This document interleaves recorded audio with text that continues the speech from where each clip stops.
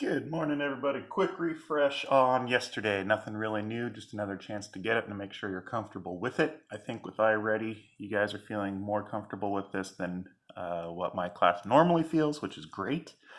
If you're not, this one's for you. Good news is there's only 25 problems, so that should be fun. All right. So yesterday in class, we covered what to do with something like 2 1/3 minus 1 and 4/5. We also covered what to do with 6 minus 2 and 1/3. I did not cover this on the video, so if you saw these on yesterday's homework because you weren't with us live, I apologize. Here's how to do it. So first, let's go back over this. 1/3, 4/5. I need my bottom numbers to be the same. I can't turn the 3 into a 5. So I'm going to turn them both into 3, 6, 9, 12, 15. Ooh, I know that 15 is a multiple of 5. 5, 10, 15. Sure enough, I was right. So I'm going to take 1/3, multiply it by something so that I get a 15 on the bottom. That's going to be 5/5. And that gives me a new 5 on top. Then I need to take my 4/5, multiply that by an ugly 1, so that I get a 15 on the bottom. That's going to be 3. So my new top number is 12. So now I have 1/3 was 5/15, so 2 and 5/15 minus 1 and 12/15. 5/15 minus 12/15 can't do it. I need to come over here and borrow. The 2 turns into a 1. I take that one pizza, I cut it up into 15 new slices to add to my 5 old slices that have been there the whole time. And this turns into a 20 on top.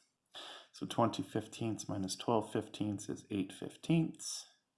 And 1 minus 1 is 0. My answer is 8/15. Yesterday, for those of you who weren't live, the 6 minus 2 and 1/3. There are 2 ways to think about this. The first way, and maybe the easiest way to understand, I feel, is if you take 6, this is going to be equal to the same thing as 5 3/3, which makes perfect sense because this is 5 whole pizzas, this is 1 whole pizza. So the 5 plus the 1 is the same thing as 6. It looks funny. We would never write an answer like this, but when we have 5 3/3, it's now really simple to subtract 2 and 1/3. The 3/3 minus the 1/3 is 2/3. The big 5 minus the big 2 is a big 3. And that's all there is to it. The other way to think of this problem is you take 6, and I know I want my bottom number to be a 3. So I'll put a bottom number right there. Do I have any slices? No, I only have 6 whole pieces, so you can just make that a 0. So you can see that 6 and 0/3 is also the exact same thing as 6. So from here, now we can do our borrowing like we normally do. Borrow from the 6, it becomes a 5. We take our 3 brand new slices from that whole pizza that we borrowed. We add it to the 0 pieces that aren't even there.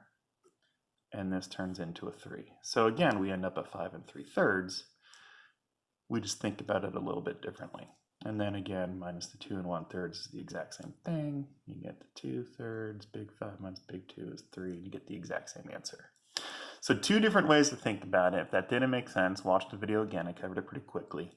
If you still need help, you can definitely come to me during office hours. Our answers. This is assignment 6. Here is the top portion of the page. Here is the bottom portion of the page. Well, let me know if you have questions.